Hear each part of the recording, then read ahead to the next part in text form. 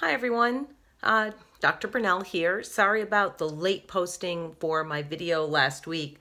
It was my mistake. I forgot to hit the publish button, so I apologize for that being so late. So this week, hopefully things will go right and it won't be an issue. So one of the things that I noticed while I was looking at your papers is I didn't see a lot of mention about appreciation for the arts.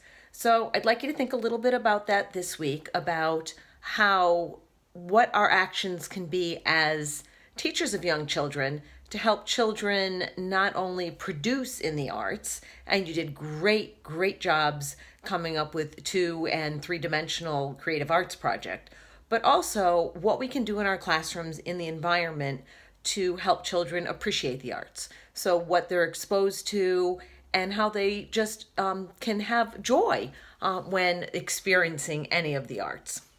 For this week, we're going to be talking about dramatic play, which, if you haven't been able to tell from my posts, is one of my favorite centers that you can have in a classroom. Recently, I was in a classroom and I saw one of the coolest dramatic play areas I've ever seen. And it was all based on child interests. So I guess there were some children in the classroom who were really interested in the stars and the planets and in space. So what the teacher did was she took a really large refrigerator box, and if you're familiar with light bright pegs, they're just plastic pegs of different colors, and she punched little holes in the top of the box so light bright pegs could fit in it.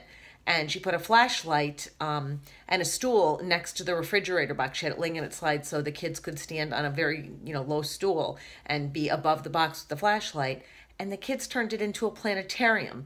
They would make designs with the light bright pegs, and a few kids would get inside the box, and the children on the outside of the box would make the designs of and they were learning vocabulary like constellations and stars and planets and names of planets.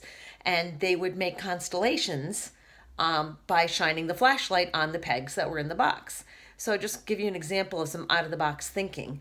I've also seen dramatic play areas turned into birds' nests, kiddie wading pool, and lots of sticks and cotton batting and fluff and all different kinds of things. And the children pretended they were birds, and they built their own nest. I've seen the same with butterfly habitats where children made cocoons or a chrysalis, and they put on wings and they got in their chrysalis and they emerged as a beautiful butterfly, all based on child interests, and a lot of them with child-created props as well.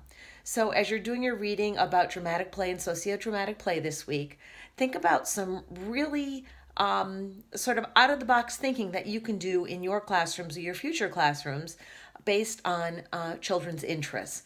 So if kids are interested in ants, is there a way dramatic play can be an ant farm? Or if kids are interested in growing things, how about a flower shop, a pizza place, and how you can extend what you're doing in other parts of the classroom into the dramatic play area. Young children learn so much and get to practice trying on roles in dramatic play. They learn executive function. They learn how to regulate themselves and take turns and create rules and have all sorts of cognitive flexibility by being in a dramatic play area and by being in a classroom with robust dramatic play. So if you want to chew on that this week, and looking forward to hearing from all of you in the discussion. Feel free to videotape yourself in the discussion. I think that would be sort of cool. This is risk-taking for me to videotape myself each week. I look sort of bedraggled this week. I had my weekend full of celebrating for my daughter's college graduation. So take a few minutes, post a video, let us know what you're thinking. If you're in a classroom and you can take some video of your classroom and show us your dramatic play area, that would be awesome. And I hope you all have a great week. Talk to you soon. Bye-bye.